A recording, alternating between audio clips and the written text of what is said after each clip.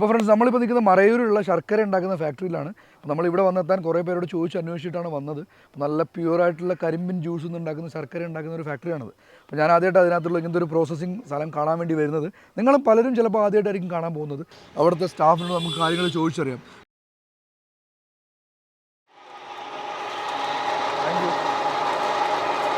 നല്ല ഹെവി ആട്ടോ, നല്ല വെയിറ്റ് ഉണ്ട്, കാണുന്ന പോലെയല്ല. അപ്പോൾ ഇതിനകത്തോട്ട് പോയിട്ട് ഇങ്ങനെ മിക്സ് ആയിട്ട് പോകുന്നുണ്ടോ?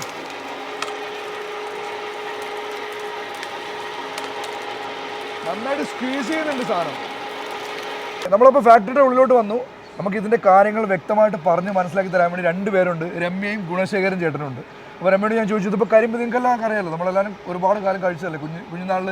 നമ്മൾ ടൗണിലുള്ളവർക്ക് എന്തെങ്കിലും ഉത്സവത്തിനൊക്കെ പോകുമ്പോഴേ അങ്ങനത്തെ കഴിക്കാൻ കിട്ടുന്നുള്ളൂ, അറിയാമല്ലോ. അപ്പം കരിമ്പിൻ്റെ പ്രോസസ്സിൻ്റെ കാര്യങ്ങൾ നമുക്ക് ചോദിക്കാം. ഈ കരിമ്പ് ആ കരിമ്പടിക്കുന്ന മെഷീനിൽ കയറ്റി വിടുന്നു, അത് അരഞ്ഞ് അതിൻ്റെ വേസ്റ്റ് ആ ചെയിനിൽ കൂടി ചെല്ലുന്നു, അതൊരു ഡ്രയറി വീണ് കറങ്ങി ഡ്രൈ ആവുന്നു. അതാണ് കരിമ്പ് ജ്യൂസ് തിളപ്പിക്കാൻ വേണ്ടി കത്തിക്കാൻ ഫ്യൂവലായിട്ട് യൂസ് ചെയ്യുക. ആ ജ്യൂസ് ആണെങ്കിൽ ആ സൈഡിൽ വെച്ചിട്ടുള്ള പൈപ്പിൽ കൂടി ചെല്ലുന്നു. ആ പൈപ്പിൽ നിന്ന് വേറൊരു പൈപ്പിൽ കൂടി ചെന്ന് 2 തവണ ഫിൽറ്റർ ചെയ്യുന്നുണ്ട്. 2 തവണ ഫിൽറ്റർ ചെയ്തിട്ടാണ് അത് പോകുന്നത്. ആ പൈപ്പിൽ കൂടി തന്നെ ചെന്ന് വേറൊരു വെസലിൽ സ്റ്റോർ ചെയ്യുകയാണ് ചെയ്യുക. ഈ പോകുന്ന ജ്യൂസിനകത്ത് നിന്നുള്ള ബാക്കിയുള്ള വേസ്റ്റ് ഒക്കെയാണ് ഇങ്ങനെ പൊങ്ങി വരും അല്ലേ? അതിനെടുത്തിട്ട് അതാണ് വീണ്ടും വളമായിട്ട് ഇടുന്ന കരിമ്പിന്. ഒന്നും പുറത്തുനിന്നുള്ള സാധനമല്ല, എല്ലാം ഇതിനും തന്നെയല്ലേ? ഇതിന് തന്നെ വളമായിട്ട് ഇട്ട് കൊടുക്കുന്നു. എന്നിട്ട് ആ സൈഡിലൊരു വാൾവ് ഉണ്ടാവും, അത് തുറക്കുന്നു. തുറന്നിട്ട് പ്യൂർ ജ്യൂസ് മാത്രം ഇങ്ങോട്ടേക്ക് മാറ്റി 2.5 മണിക്കൂർ ആ ജ്യൂസ് വേറെ വെസലിട്ട് തിളപ്പിക്കുന്നു. ഓൾറെഡി ഇതിൽ നടന്നുകൊണ്ടിരിക്കുന്നുണ്ട്, പ്രോസസ് നടക്കുന്നുണ്ട്. 2.5 മണിക്കൂർ തിളപ്പിച്ചുകൊണ്ടിരിക്കുന്നത് അല്ലേ? കുറുക്കി തിക്കായിട്ടല്ലേ? ഒത്തിരി ഒന്നും തിക്കാത്ത ചെറിയായിട്ട് കുറുകി വരും. ഓക്കെ. ഇതിൽ എത്ര കപ്പാസിറ്റി എത്ര ഉണ്ടാവും? 600 ലിറ്റർ ഈ കൊള്ളും. 600 ലിറ്റർ ശർക്കരയാണ് ഇതിനകത്ത് തിളപ്പിച്ച് ജ്യൂസ് 600 ലിറ്റർ ജ്യൂസാണ് ഇതിൽ തിളപ്പിച്ചുകൊണ്ടിരിക്കുന്നത്. അപ്പോൾ ഇത് ഭയങ്കര ചൂടായിരിക്കില്ലേ? ഇല്ല, നിങ്ങളാണ് തൊട്ട് നോക്കിയോ, ഈ മെറ്റലിന് ചൂട് കാണത്തില്ല. അതിൻ്റെ ഒരു തൊട്ട് നോക്കിയോളൂ. ഗ്ലൗസ് ഒന്നും ഇല്ലല്ലോ. ഇല്ലേ, തൊട്ടുള്ളൂ.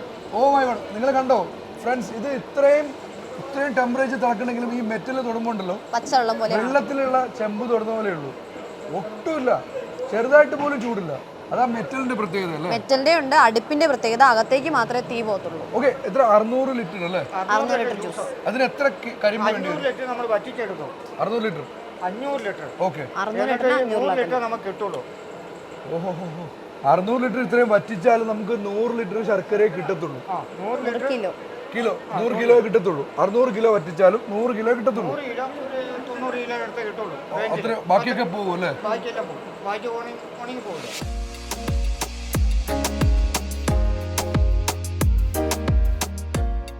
ഈ വെസലിൽ തിളച്ചുകൊണ്ടിരിക്കുന്ന ഇത് കുറച്ച് കഴിഞ്ഞിട്ട് അവർ ഈ കാണുന്ന ശർക്കര തോണി എന്ന് പറഞ്ഞാൽ കാട്ടുമാവിൻ തടിയിലുണ്ടാക്കിയ ഈ വെസൽ ഇങ്ങനെ സ്ലൈഡ് ചെയ്ത് ഇവിടെ വരും. കാണിച്ചു തരാം, ഡെമോ കണ്ടോ? ഇങ്ങനെ നീങ്ങുന്ന സാധനമാണ്. കാട്ടുമാവിൻ തടിയിൽ നിന്ന് അത് യൂസ് ചെയ്യാൻ കാരണം വേറൊരു തടിയാണ് യൂസ് ചെയ്യുന്നത്. അത്ര 2.5 മണിക്കൂർ തിളച്ച സാധനം ആ വേറെ തടിയിൽ യൂസ് ചെയ്യുന്ന കളർ ഇളകും. കറ മാവിന്റെ കറ ഇളകി അത് ശർക്കരയെ പറ്റും. അത് പറ്റാതിരിക്കാൻ വേണ്ടിയാണ് കാട്ടുമാവിൻ തടി പ്രത്യേകം ആ തടി കാട്ടുമാവിന്റെ തടിയിലുണ്ടാക്കിയ ശർക്കര തോണിലോട്ട് ഷിഫ്റ്റ് ചെയ്യുന്നല്ലേ? ഒരു വാൾവ് തുറന്ന് അതിന്റെ പൊക്കത്തൊരു ഫിൽറ്റർ വെച്ച്, ആ തോണിയുടെ പൊക്കത്തൊരു ഫിൽറ്റർ വെച്ച് എന്നിട്ട് അങ്ങോട്ടേക്ക് പകർത്തി 4 എണ്ണിലേക്ക് ഇളക്കി കൊടുത്ത് സെറ്റാക്കി ചെറിയൊരു ചൂടോട് കൂടി തന്നെ വെള്ളത്തിൽ കൈ മുക്കി ഉരുട്ടിയെടുക്കുന്നു. ഇത്രയും പ്രോസസ്സേ ഉള്ളൂ.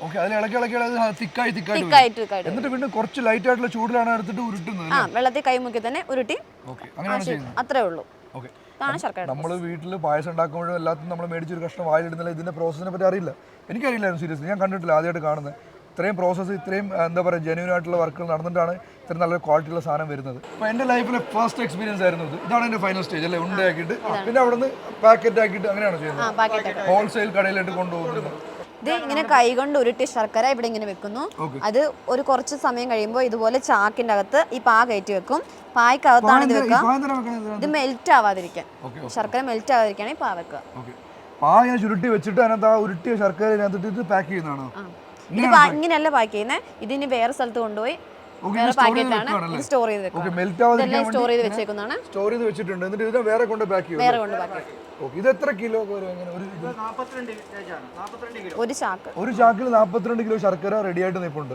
ചേട്ടാ, ഇതെന്താ സംഭവം എന്ന് പറഞ്ഞാൽ? ഇത് ഈ വഴിക്ക് എയർ പോയിട്ട് ഒരു കാറ്റ് കൊണ്ടാണ് നമ്മുടെ അടുപ്പ് ഫാനും ഉണ്ട്.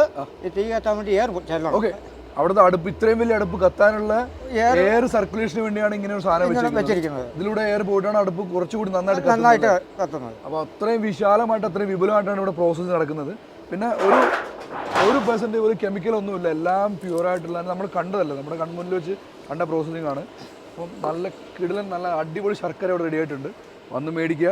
ഞാനെന്തായാലും മേടിക്കുന്നുണ്ട്, നമ്മളൊക്കെ മേടിക്കുന്നുണ്ടാവും. കരിമ്പിൻ്റെ ജ്യൂസ് മാത്രം ഒരു കെമിക്കലില്ല, 100% ഗ്യാരണ്ടിയാണ്. 100 എന്ന് വെച്ചാൽ 100% ഗ്യാരണ്ടിയാണ്. 100% ഗ്യാരണ്ടിയാണ്, ഷുവറാണ്. കരിമ്പ് ജ്യൂസ് മാത്രമേ ഉള്ളൂ, വേറെ ആർട്ടിഫിഷ്യൽ ഒന്നുമില്ല. പറ്റുമ്പോൾ വന്ന് ഇവിടെ സറൗണ്ടിങ്സ് ഒന്ന് ഹാങ് ഔട്ട് ചെയ്യുമ്പോൾ ഇവിടെ എന്തായാലും വരണം. മറയൂർ ഉള്ളതാണ്. അപ്പോൾ നല്ല അടിപൊളി ശർക്കരയൊക്കെ മേടിച്ചിട്ട് പോകണം. അപ്പോൾ താങ്ക് യു കേട്ടോ. 100% ഗ്യാരണ്ടിയോട് കൂടി ഗ്യാരണ്ടിയോടെ മേടിക്കും, ചേട്ടൻ്റെ ഉറപ്പാണ്. താങ്ക് യു കേട്ടോ. Thank you. ഓക്കെ.